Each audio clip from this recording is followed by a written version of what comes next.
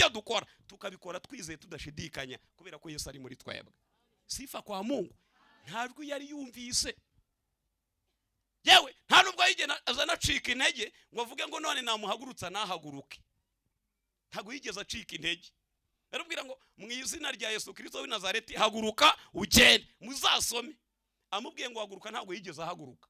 Ashobora kuba yaribwiye mu mutima, ariko se uyu muntu uri kumbwira ngo mpaguruke ntazi ko nshagije imyaka 40 meze gutya. Usarambwira ngo mpaguruke kuva nabaho nari nagenda. Petero byamusabye kumufata ukuboko, muzasome niko havuga ngo aramuhagurutsa. Amuhagurukije ateye ukuguru yumva kwameze, atambutse yumva byemeye. Haleluya. Aravuga ngo nubundi banzanaga hano nje gusaba, none amaguru abaye mazima. Yahise agenda imbere ya ba Petero ari gushima Imana. Haleluya. Ngo ari kwitara hejuru ashima Imana. Yinjiye mu rusengero abantu bose birabacanga. Ubundi mu rusengero ntabwo ari nko muri kabari. Muri kabari abantu babayeyo, umuntu wese avuga iryo ashaka akarivugira n'igihe ashakiye. Ariko mu materaniro uvuga ari uko baguhaye umwanya, keretse haleluya wenda. Haleluya wenda ari utera nta mwanya usabye, ariko ibindi byose bigusaba kuko wako umwanya. None bagiye kubona babona ari kuvuga mu materaniro kandi batamuhaye umwanya. Barebye umuntu uri gusakuza mu materaniro basanga baravuga bati nasakuze ni mu gihe. None se ni wa wundi twasabaga nako wadusabaga twahaga ibiceri, none arimo arigenza nawe yinjiye mu rusengero. Haleluya. Barangije barumirwa, ariko bacyumirwa ngo babone inyuma ye Petero na Yohana. Sifa kwa Mungu. Petero arangije arahaguruka, wa munyabwoba imbaraga zimaze kuza ubwoba bwarashize, ndangije arabasinshinja ndababwira ngo wa Yesu mwishe mwarangiza mukamubamba. Haleluya. Ntabwo ukunguku tumeze twasinze niwe uduhaye izi imbaraga. Reba ngo kandi ntabwo ibi ngibi bipfuye gukorwa gusa. Imana yarebivugiye mu kanwa k'umuhanuzi Yoweri ko mu minsi y'imperuka izasuka umwuka wera ku bantu bose, basore n'abakobwa bagahanura, basaza barangiza nabo bakarote wabamarazuka. Ndamushimira ko yazutse. Kandi ari abantu bagiye bapfa nyuma bakazuka, ariko nyuma bakongera bagapfa. Ariko turamushimira ko yazutse ubutazongera gupfa. Naye mukomye ngo ongera ucana umuriro mu mitima yacu twese, ibitagushimishije ubitwikisha Mana yacu, Mana yacu. Ohereza umwuka wawe mu mitima yacu twese, twuzuze iziseze. Mana yacu, Mana yacu, Mana yacu. Ohereza umwuka wawe mu mitima yacu twese, twuzuze izisezerano. Kandi impano z'uwo mwuka uzitugabire Mana, ndetse ukize n'abarwayi nabo bakumenye. Mana yacu, Mana yacu, Mana yacu. Ohereza umwuka wawe mu mitima yacu twese, twuzuze izisezerano. Mana yacu, Mana yacu, Mana yacu. Ohereza umwuka wawe mu mitima yacu twese, twuzuze izisezerano.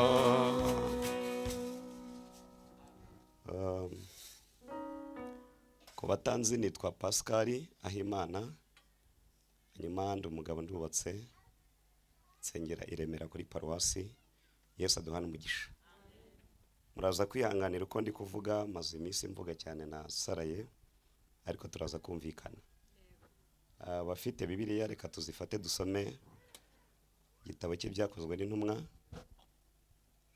Ndatekereza ko ari amagambo tumaze iminsi dusoma tunasomerwa, ariko hari ibintu nshaka ko tuyaganiraho, tukaza gufata undi mwanya tugasenga Imana. Byakozwe n'intumwa igice cya mbere, duhere ku murongo wa 4 tugeze ku murongo wa 8.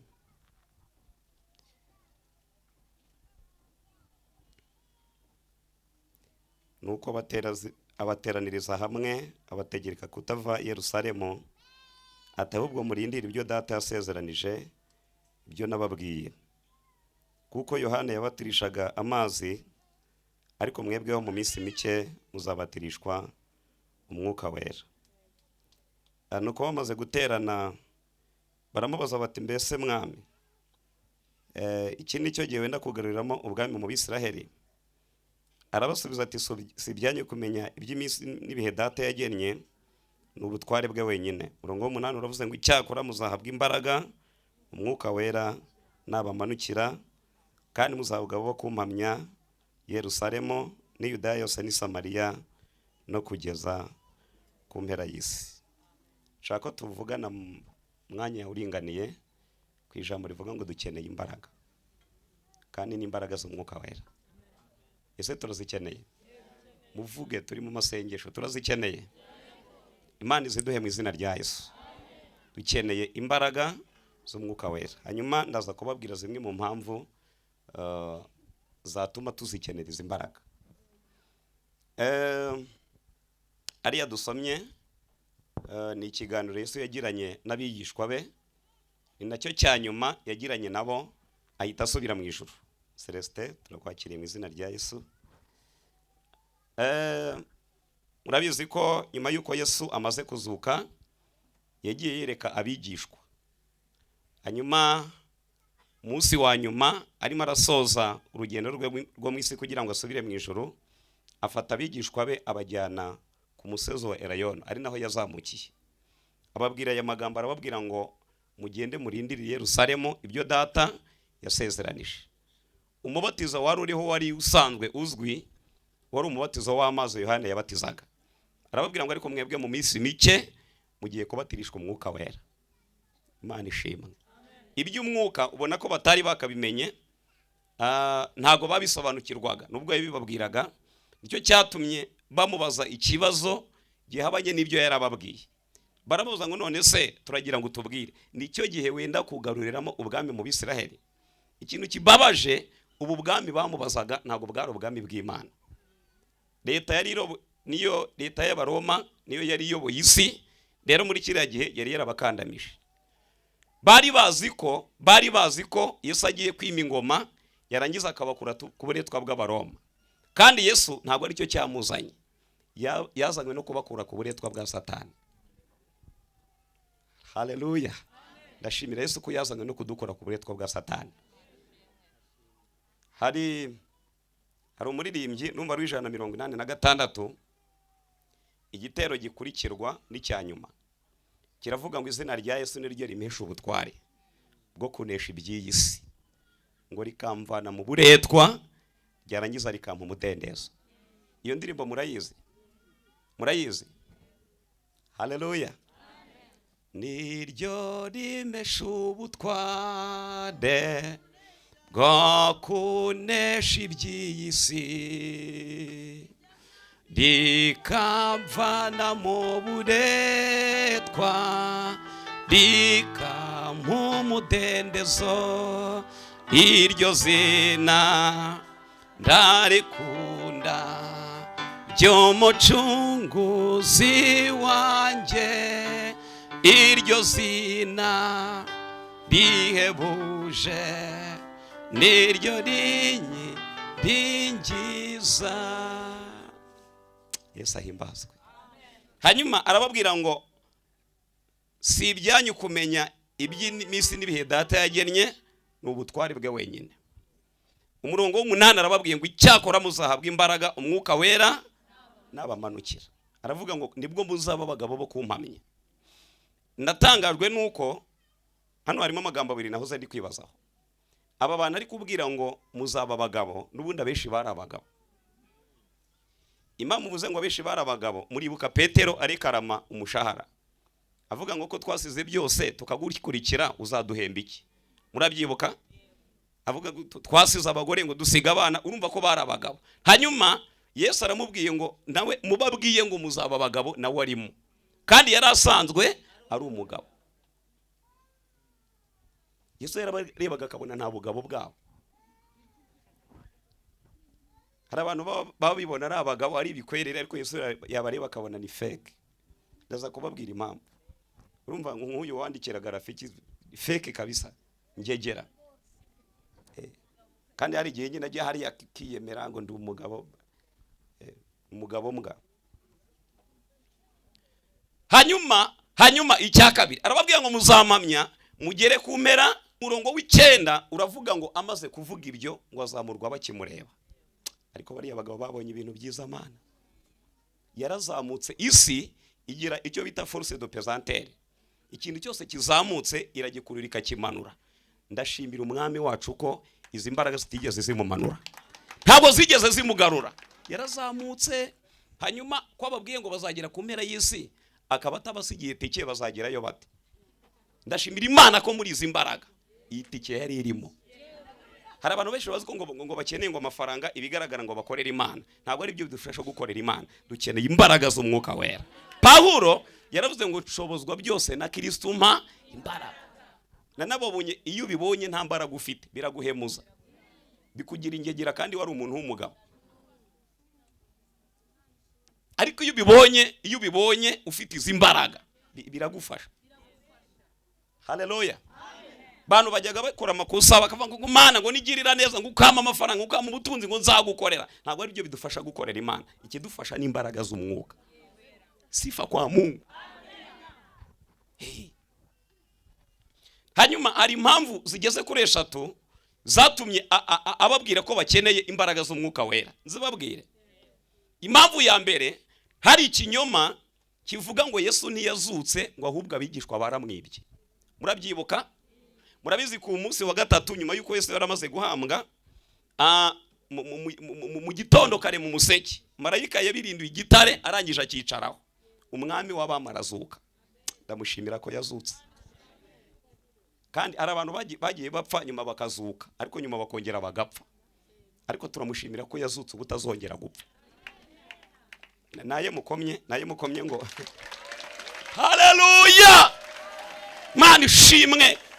Yiyereka Yohana ku kirwa cy'Ipatimo, yaramubwiye ngo icyakora nari narapfuye, ngo ariko noneho ndiho kandi moraho iteka ryose. Aramubwira ngo kandi mfite imfunguzo z'urupfu n'ikuzimu. Turashimira Yesu ko yazutse ntiyongera gupfa nk'abandi. Imana ishimwe. Rero babasirikare babonye ibibaye, murabizi ko ngo baguye igihumure, bahagurutse baragenda bagiye kubwira abashebuje ibyo babayeho. Baramubwira bati arazutse, turamubonye pe, kandi azukanye imbaraga, azukanye ubutware, twese duhindutse imirambo, duhembutse hashize nk'isaha.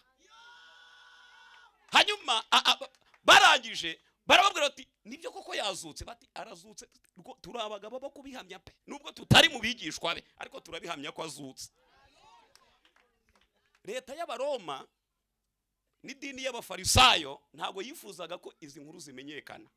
Ndashimira Imana ko nubwo barwanyije ko zimenyekana, zaranze ziramenyekana, n'inaha zitugeraho. Imana ihimbazwa. Nta muntu ujya upfukirana iby'Imana. Uko utafata ibintu runaka ngo uhishe isoko, ugira gutya wapfuka igatuburira hariya, wapfuka igatoborera hariya, ni nako udashobora guhisha iby'Imana, ntago bishoboka. Barangije ikinyoma kirakwira, babaha amafaranga azarikora bene data. Babaha amafaranga barababwira ati ibyo bintu koko mwabibonye, ariko ntimuzagira umuntu mubibwira. Barangije bagenda bavuga bati twasinziriye dukora akazi nabi. Hanyuma umwami barangije Yesu baramwiba, abigishwa baraza baramwiba. Ariko nubwo babivuze batyo, babivugaga batyo, Yesu wazutse arimo kugenda yireka abigishwa be. Hari n'ikindi kintu cyabaye ku buryo byari kubagora kubisha. Murabizi ko amaze kwaka Satani ububasha, ariko rwa rufunguzo yagiye habera bari bakingiraniye, arangije arakingura. Arababwira ngo nahawe ubutware bwose mu ijuru no mu isi.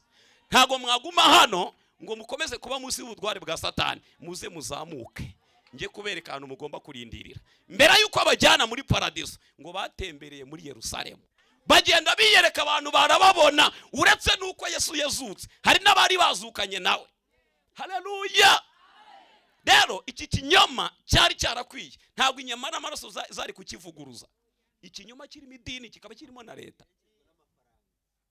Yes, ikinyoma, idini riri inyuma, leta y'Abaroma iri inyuma, noneho cyashowe n'umuntu n'amafaranga menshi. Urumva wapfa kugisenya kubw'inyama n'amaraso?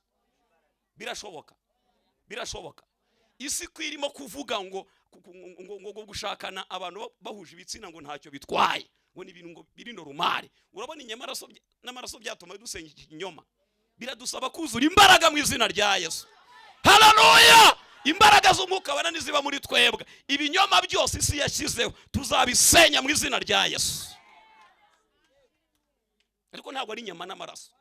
Nubu udafite imbaraga ubwo nawe uzabiyoboka. Uzabiyoboka nawe. Ariko imbaraga nizizo uzabisenya, tubisenye mu izina rya Yesu. Birasenyuka. Muvuge ngo birasenyuka. Ndumva n'uyu munsi kubw'ishyaka ry'umurimo w'Imana, ni imbaraga za Kristo ziri muri twebwe. Hari amasengesho tugomba gusenga, tukagira ibintu dusenya mu izina rya Yesu. Bintu byose bitari muri gahunda y'Imana, bintu byose bidatuma izina ry'Imana rihabwa icyubahiro, bintu byose bituma Yesu atamamara, tugomba kubisenya mu izina rya Yesu. Ntabwo rero ari inyama n'amaraso, dukeneye imbaraga. Haleluya. Kandi ashima Imana ko imbaraga zimaze kuza barabisenye. Igice cya kabiri bari hamwe mu mwanya umwe bahuje umutima, batungurwa n'umuriri. Uyu muriri wo kabyara, icyama natwe kadutungura. Mama, icyama akagutungura. Papa, icyama uyu muriri kadutungura. Ngo batungura ngo uvuye mu ijuru. Sifa kwa Mungu. Usa n'umuriro, ururimi rwawe rugiye ku muntu wese wo muri bo, barangije buzura umwuka wera. Ikintu gitangaje, buzuye umwuka wera bari no kuvuga mu ndimi. Kandi zibavugaga ntabwo ari bya bindi muvuga ngo tu. Bavuga ngo indimi z'abantu, indimi zigaragara, indimi zinaha. Sifa kwa Mungu. Ubundi hari indimi zifatika zigaragara zinaha, akabaho n'indimi zo mu ijuru, n'indimi z'umwuka. Bo bavuze indimi zinaha. Nano ngo abantu ngo bakajya bumva bari gushima Imana mu ndimi z'iwabo, bakumva bari kubashinja mu ndimi z'iwabo, bakumva bari kuvuga ibitangaza bya Yesu ariko mu ndimi z'iwabo. Wavugaga igifaransa yabyumvise mu rurimi rwe, wavugaga icyongereza wumvaga icyongereza, yumvisha ubutumwa bwiza mu rurimi rwe. None ikintu cyabatangaje nuko byavugwaga n'abantu batize, abenshi ntago bari barize. Izo ndimi bavugaga ntago bari basanzwe bazize, ariko imbaraga zimaze kuboneka. Haleluya. Baravuga bati se aba bantu ko tubaza ari abanyagalilaya, abenshi ko batize. Kaba Petero murabizi ntago bari baze gusoma no kwandika. Petero burya ntago yarazi gusoma no kwandika. Nimwe nasoma urwandiko rwe, ubona ko yanditse akavuga ngo bivuzwe nanjye, ariko byanditswe n'ukuboko kwande, n'ukuboko kwa Mariko. Byumvikane ko ntago yarazi gusoma no kwandika. Barumirwa, baratangara. Hanyuma batangira bamwe gutekeranya bati bashobora kuba basinze, biragaragara ko bameze nk'abasinzi. Murabizi ibintu by'umwuka ni ibiturage. Ni ibiturage, iyo turi mu mwuka batizera baba babona tumeze nk'abasinzi, tumeze nk'abasazi. Ndashimira Imana ko nubwo ariko batubona, ariko ibintu birimo imbaraga zikomeye. Niyo mpamvu umuntu uzana igisirimu mu bintu by'Imana aratakara. Uyu uratakara. Igisirimu cy'inaha cy'umubiri ntabwo wakizana mu by'Imana ngo ukizwe. Ntabwo bishoboka, ntabwo bibaho. Wa mugani wa mwene data ugomba kwiyambura byose. Haleluya. Ukamera uko Imana yifuza kumera, uko umwuka ashaka kumera akaba ari kumera. Si byose. Hanyuma Petero wa munyabwoba, imbaraga zimaze kuza, niwe wabaye uwa mbere wo gushinjura ikinyoma cyari gihari.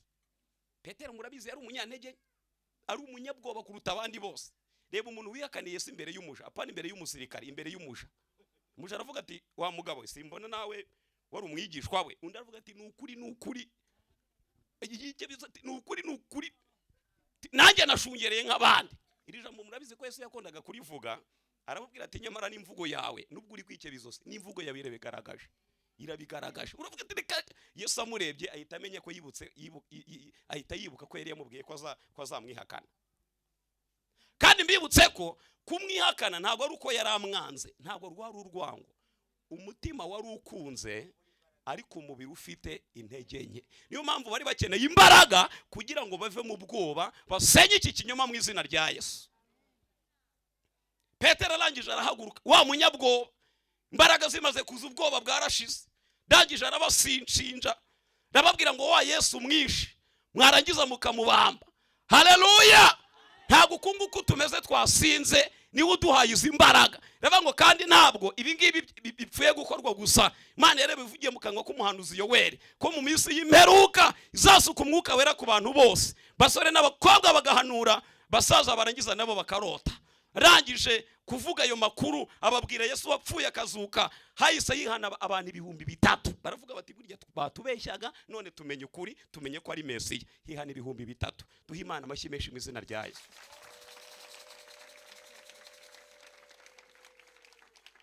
Ibihumbi 3 byahise byihana.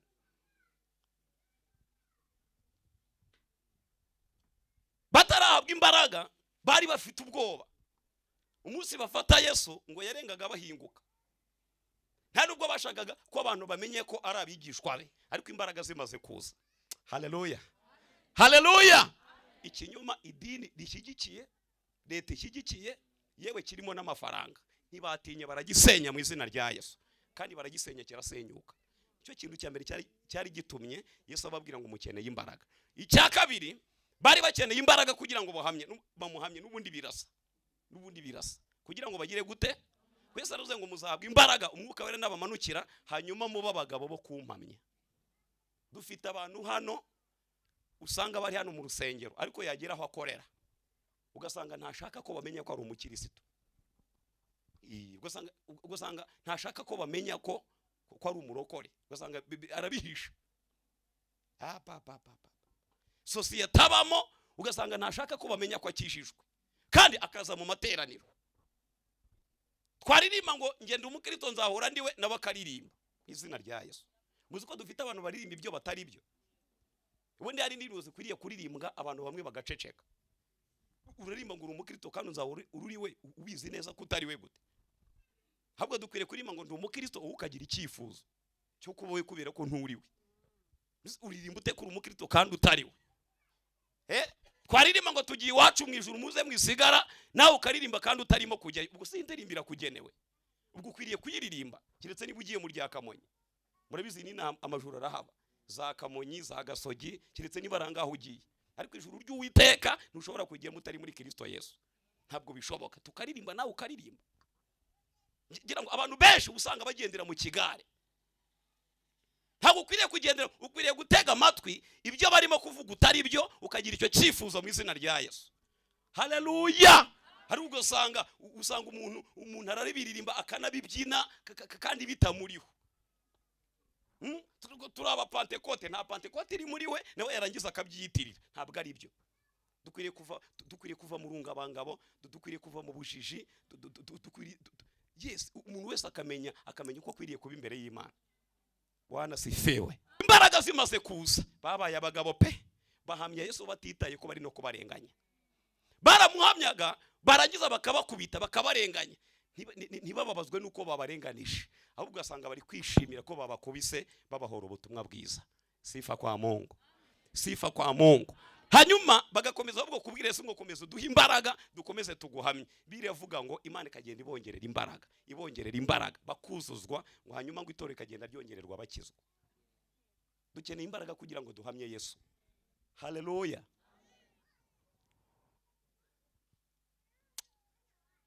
Kandi kuba umugabo wo guhamya Kristo ntawe bihuriye n'imyaka umaze mu idini, ntawe bihuriye n'imyaka umaze y'amavuko. Uko waba uri kose wuzuye imbaraga z'umwuka wera, uhamya umwami Yesu. Mu bihe bikomeye, mu bihe byoroshye, uramuhamya. Mu gihe cy'akarengane k'itorero, abantu bakunda gukurikirana amateka y'itorero rya mbere, habaye akarengane gakomeye cyane.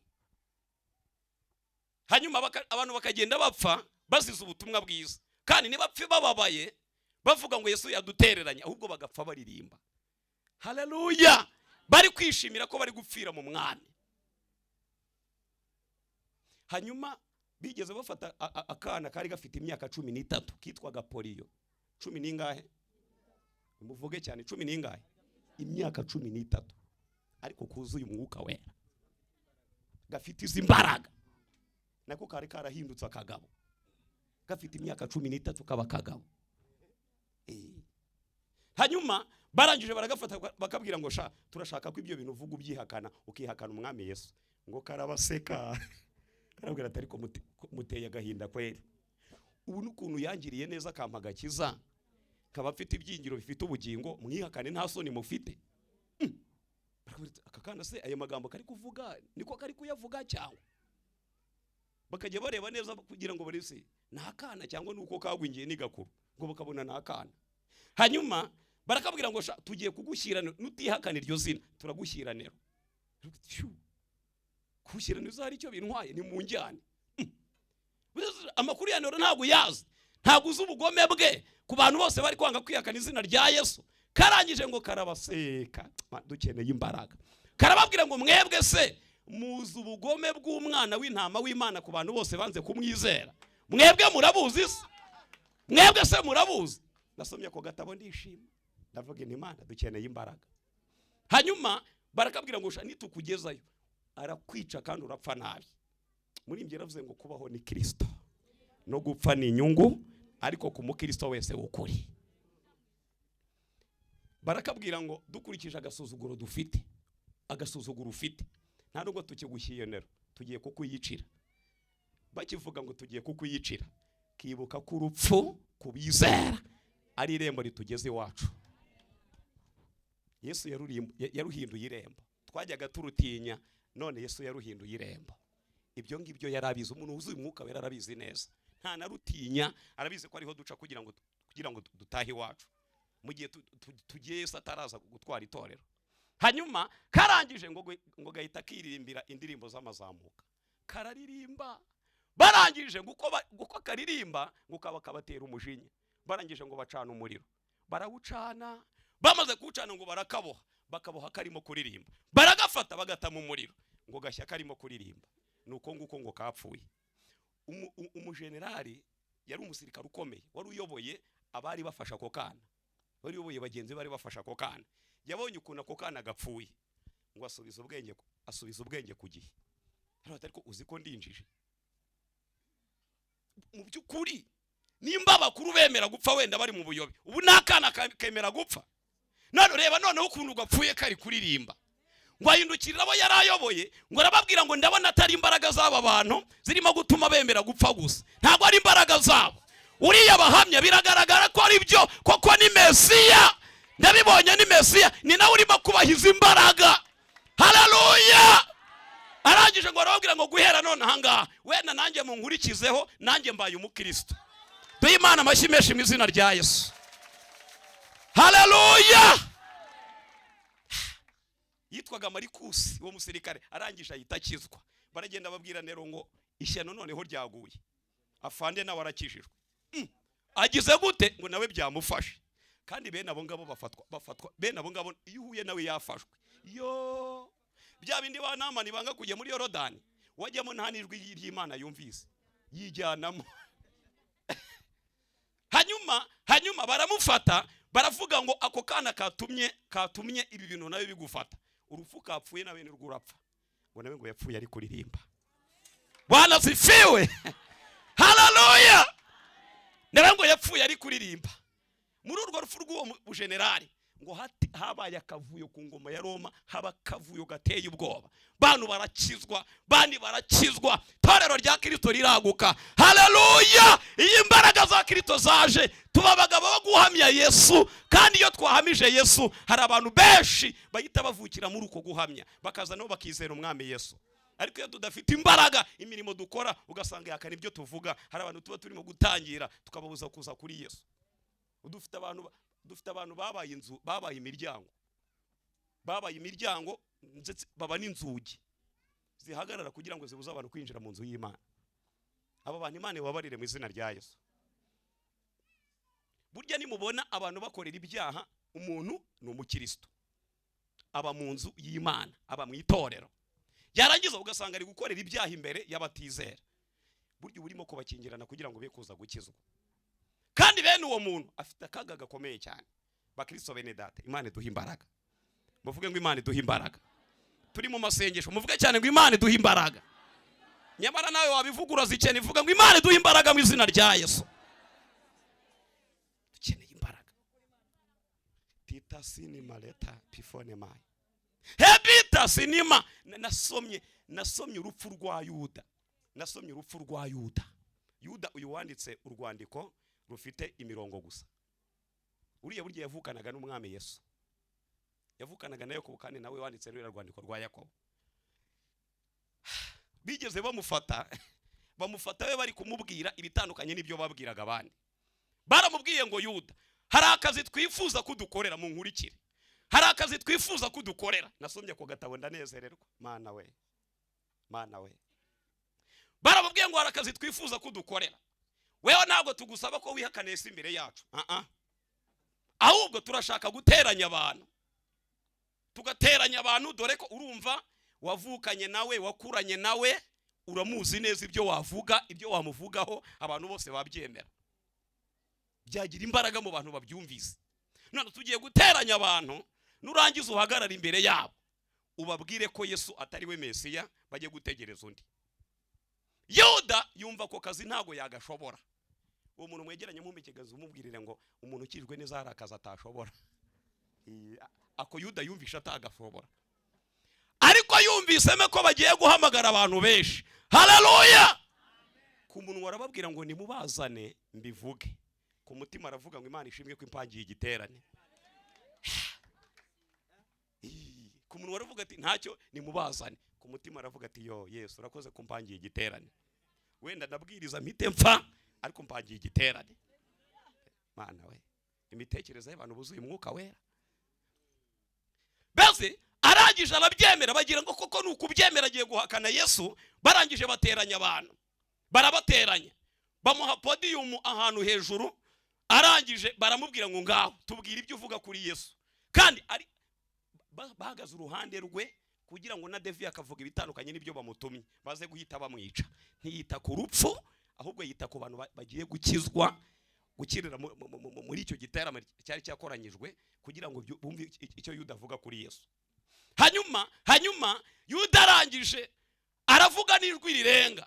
Ndavuga ngo bantu mwese mwaje hano. Ndabizi ko mwaje kumva icyo mvuga kuri Yesu.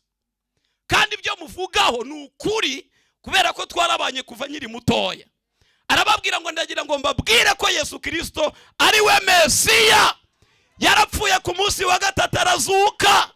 Ubu yagiye mu ijuru. Abizera bose bafite ubugingo. Abizera bose aho hari nabo bazajyayo. Arangije arahamya.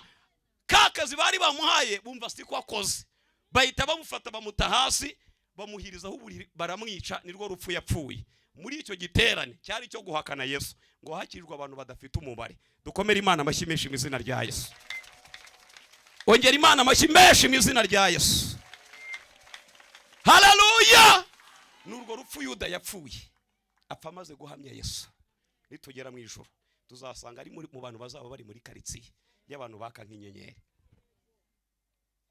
Mu gihe hari giye weho uzaba uri muri karitsiye nk'iya cyagi iyo izaba irimo cya gisambo cyari iburyo bwa Yesu. Karitsiye itagira ifite ubugingo ariko butagira ingororano n'imwe. Kubera ko ntabwo cyabonye umwanya wo gukora. Ubu nawe ari uzabamo koko. Arega hari uyituvuga ngo ntacyo ariko ngo naba nagezeyo. None ufite ubwoba ko utazajyayo. Niba ufite ubwoba ubwo ntuzizera umwami Yesu. Abizera 100% dufite ibyiringiro bifite ubugingo. Abizera 100% turabizi ko nituva mu isi tuzaba twimutse tugiye iwacu. Fite ibyiringiro bifite ubugingo, fite umugabane mu ijuru. Kandi nk'uko Eliya yajyanwe n'ingoga, nanjye uko niko nzava mu isi. Ubw'ibyago byose bizaba bishize, hariho guhimbaza Imana. Umuntu wese ushidikanya ko azajya mu ijuru burya ntabwo abarakizwa. Abana b'Imana turabizi neza 100%. Ntabwo dushidikanya, turabizi ko iwacu ari mu ijuru. Haleluya! Etita before shandodrai. Muri iri teraniro harimo abantu bafite ibyingiro bifite ubugingo, bakaba bumva bazajya mu ijuru, barahari. Ikimbabaje nuko hari n'abadakijwe barambuye ibiganza bakabyemera, kandi mubeshyesha. Ariko abahari, haleluya, ndashimira Imana ko bahari. Hari abantu bafite ibyiringiro ku buryo niyo wamufatiraho icyuma ukabwira urabihamya, abwira ati kuraho izo ariko ntahe, ku buryo nta kintu cyatuma yihakana umwami Yesu cyane, kuraho ntahe. Hari abantu badashobora kwihakana umwami Yesu. Nurwo rupfu Yuda yapfuye. Rero bari bakeneye imbaraga kugira ngo zibafashe guhamya umwami Yesu. Amen. Abantu bave mu mwijima hanyuma binjire mu mucyo, baho bafite ubugingo. Icya gatatu aricyo nsorezaho,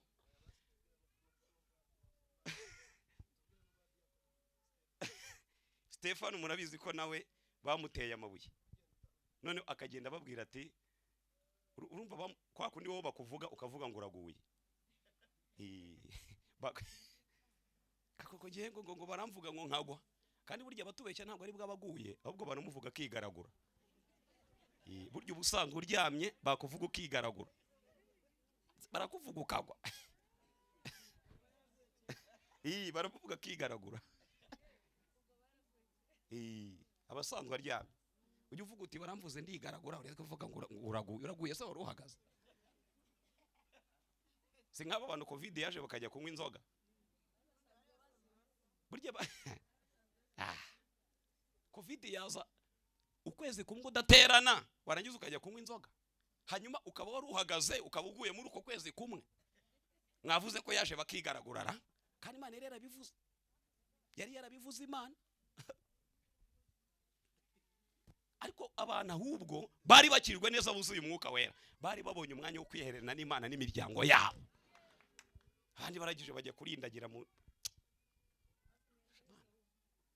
uzi ko ari icyegeranyo cyakozwe, baravuga ngo burarirwa ngo muri covid, muri guma mu rugo, ngo nibwo ngo yacuruje nyinshi.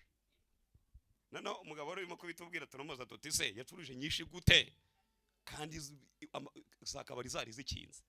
Aratubwira ngo nuko ngo yungutse ngo abakiriya ngo itari ifite.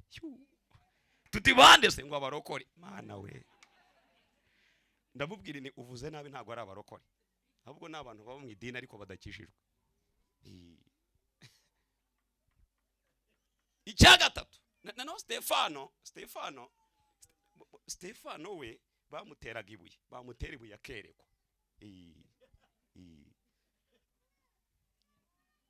Bamutera ibuye akerekwa, bamutera irindi akababwira ngo muzi ko neretswe, akanababwira icyo yeretswe. Akababwira ngo mbonye ijuru rikingutse. Atari ku kigabo turagitera ibuye nkaho cyasakuje kikavuga ngo ijuru riri gukinguka. Koko ibintu arimo kubona ntago barimo kubibona. Ndashimira Imana ko abana b'Imana hari amaso dufite abatizera badafite, hari andi maso dufite. Haleluya! Iyi si yatubabaje, tujya twubura amaso tukareba iwacu, kandi iwacu nta mibabaro ibayo. Titapifonema shandodrazo pifonema ndowa pewa sokitarai. Ndashima Imana. Bamuterera babwira ngo wa Yesu mwanze kwemera, mbonye ahagaze iburyo bw'Imana. Iki kigabo ni kizima. Bamuteye andi arababwira ngo muzi n'ikindi, ahubwo Imana ntibabari icyo cyaha. Muzi ko mungiriye nabi mwisha umubiri uri mu manuke, ariko ubugingo busanze umwami Yesu. Stefano arangije arapfa. Dukeneye imbaraga kugira ngo tube duhamye umwami Yesu. Haleluya. Ukeneye imbaraga. Umuntu mwegeranye mumera ikiganza ntago ari ukukurushya, mumwire ngo ukeneye imbaraga kugira ngo ubeho uhamya. Ube umukristo uhamya umwami Yesu.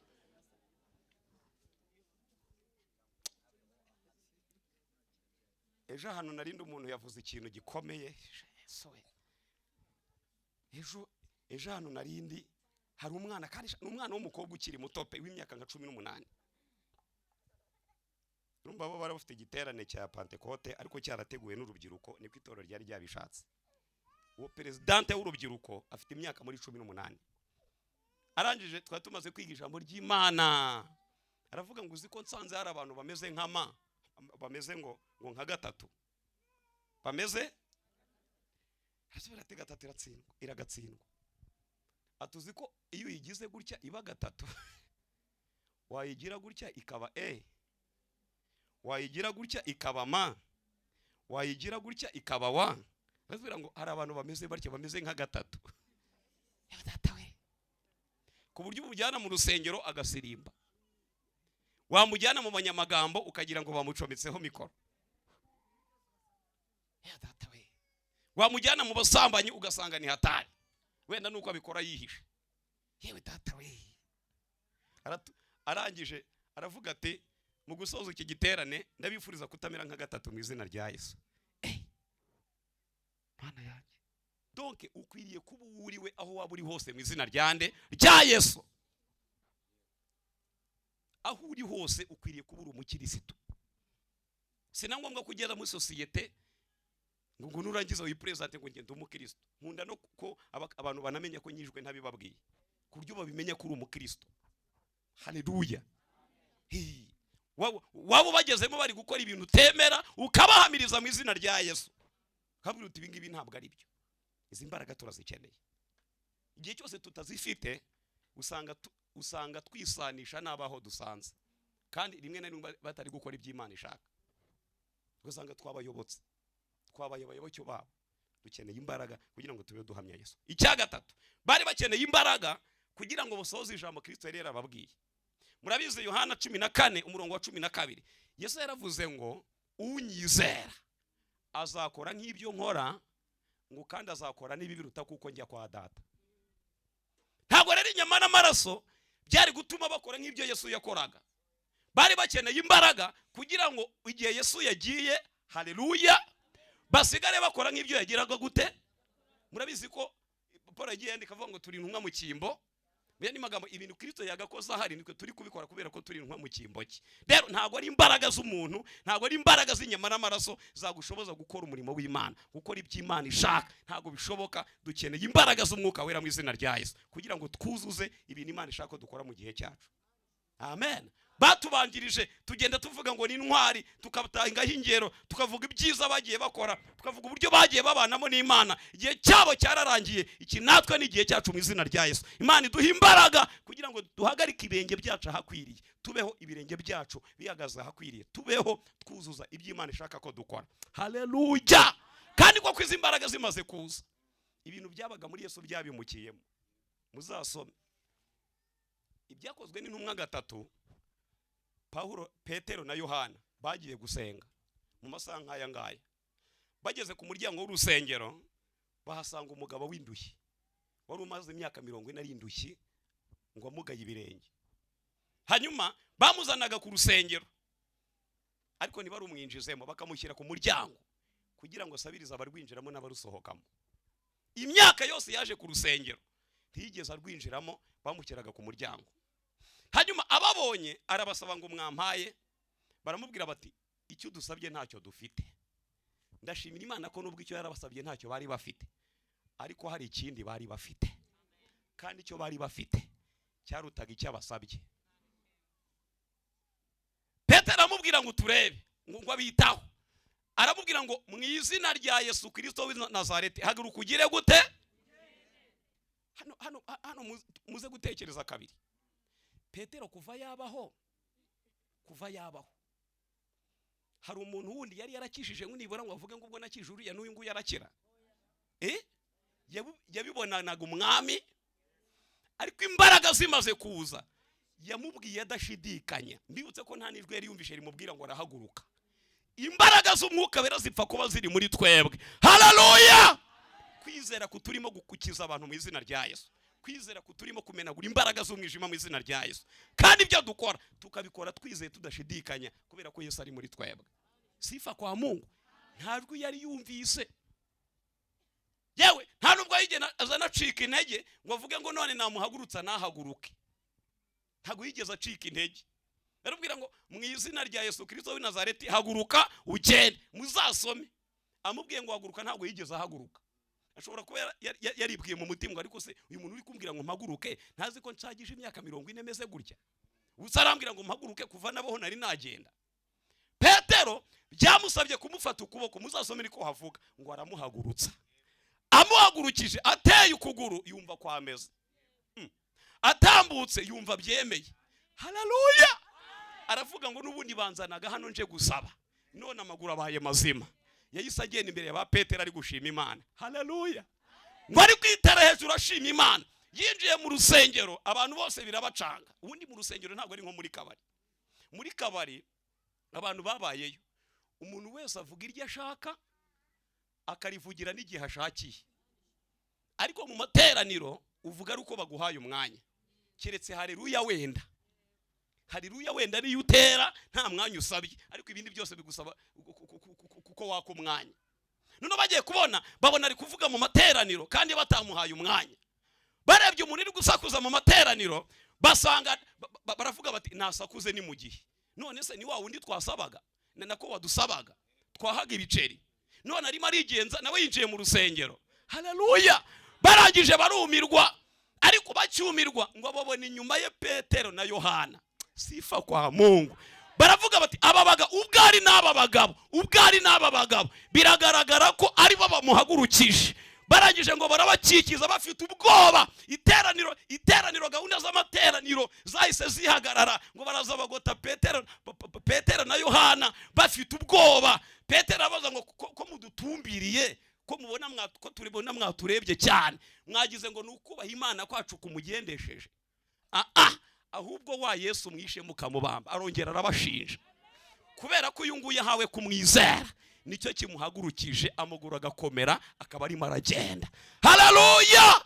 Barangije baramubaza bati se none dukora iki kugira ngo dukire? Arababwira ngo mwihane muhindukire, ibyaha byanyu bihanagurwe, kugira ngo iminsi yo guhemburwa ibone uko iza ituruka ku mwami Imana. Ndashimira Imana ko abantu bihannye neza, Imana yohereza imbaraga bagahembuka.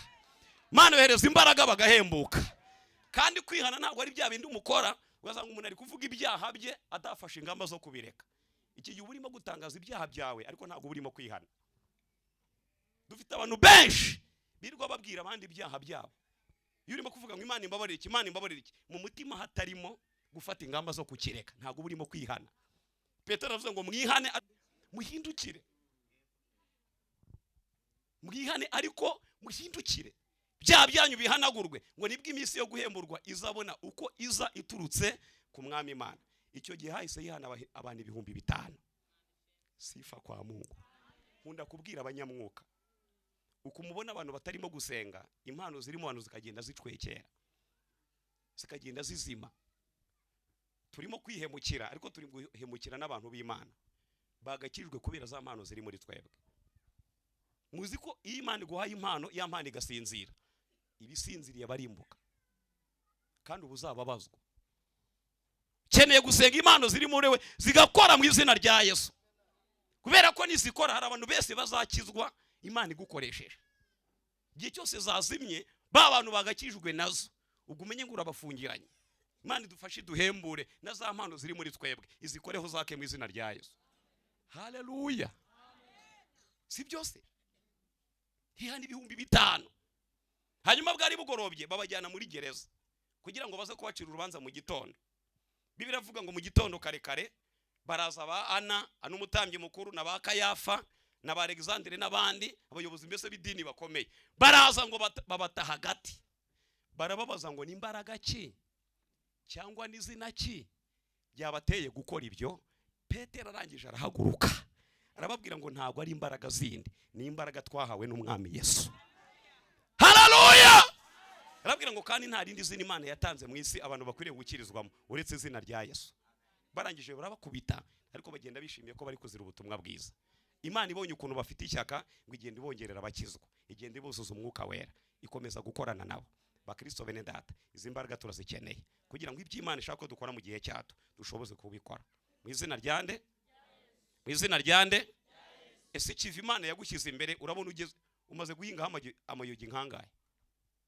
Ibintu ugomba gukora misiyo y'icyatumye Imana ikuzana mu isi, urabona umaze gukoraho kangahe kwijana?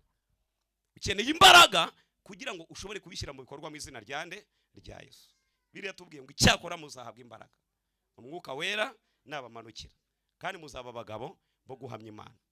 Imana idufashe. Ndagira ngo duhaguruke tubwire Yesu aduha imbaraga. Duhaguruke tubwire Yesu aduha imbaraga. Twumvise ibintu byinshi, kandi kuriya babikoreshwaga ntabwo ari inyama n'amaraso n'imbaraga z'umwuka wera. Nawe urazikeneye mu izina rya Yesu. Kandi izi mbaraga ntitukazifuze muri ibi bihe byo kwibuka ukuntu umwuka wera yamanukiye intumwa. Igihe cyose turazikeneye. Haleluya, haleluya. Igihe cyose turazikeneye. Ntabwo abantu bakwiriye kwibuka ko bakeneye umwuka wera muri bino bihe. Menya ngo n'ubuzima abizera bakwiriye kuba buzuye umwuka wera, bafite imbaraga zo mu ijuru zibashoboza guhagarara neza mu gihe cyabo. Wanasifiwe.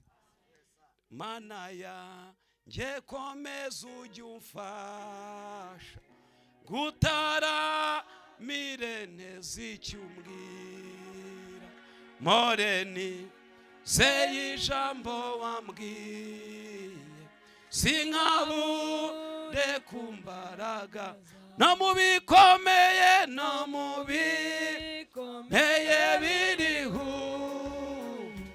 undamburira amaboko yawe, umimbaraga ku buntu bwawe, kugeza igihe uzazakora